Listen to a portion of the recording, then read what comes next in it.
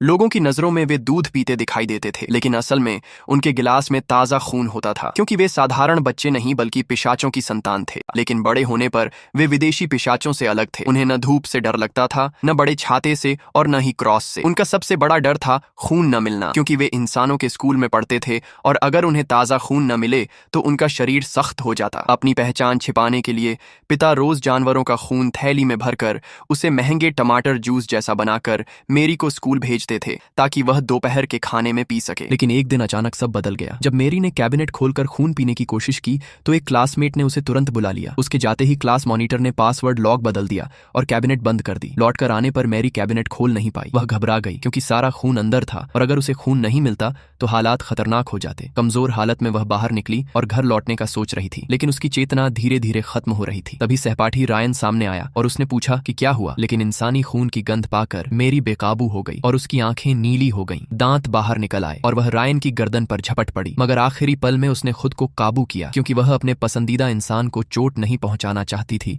और न ही अपनी पहचान उजागर करना चाहती थी। उसने रायन को धक्का दिया और चली गई, लेकिन कुछ कदम बाद ही दूसरे सहपाठी से टकराई और वहीं बेहोश हो गई। वह सहपाठी मेरी को तुरंत मेडिकल रूम ले गया और खून की थैली लाकर दी, जिससे मेरी ठीक हो गई। असल में वह भी पिशाच था और मेरी का बचपन का दोस्त भी। दोनों इस स्कूल में इसलिए थे ताकि पिशाच परिवार का रहस्य ढूंढ सकें जो लाइब्रेरी में छिपा था। शाम को मेरी रायन से मिलने गई और दोपहर की बात समझाना चाहती थी, लेकिन रायन ने अचानक उसकी गर्दन पर झुककर चूम लिया। यह नजारा बचपन के दोस्त ने देख लिया। उसे पता था कि पिशाच इंसानों से मोहब्बत नहीं कर सकते, इसलिए उसने रात को रायन को चेतावनी दी कि मेरी से दूर रहे। बहस झगड़े में बदल गई और इंसान पिशाच से हार गया। अगले दिन रायन चोटिल हालत में स्कूल आया, जिसे देखकर मेरी का दिल टूट गया। जब उसे पता चला कि यह सब बचपन के दोस्त ने किया है तो वह रायन को लेकर उससे बात करने निकली। रास्ते में उन्होंने देखा कि एक बच्चा गुब्बारे से ऊपर उड़कर क्रेन की सीढ़ी में फंस गया है। रायन तुरंत ऊपर चढ़ गया, लेकिन नीचे की रस्सी ढीली हो चुकी थी। बच्चे को बचाने के बाद भारी लोहे का बॉक्स नीचे गिर पड़ा। रायन ने झटके में मेरी को धक्का देकर बचाया, लेकिन खुद जाल में फंसकर लकड़ी से टकराकर बेहोश हो गया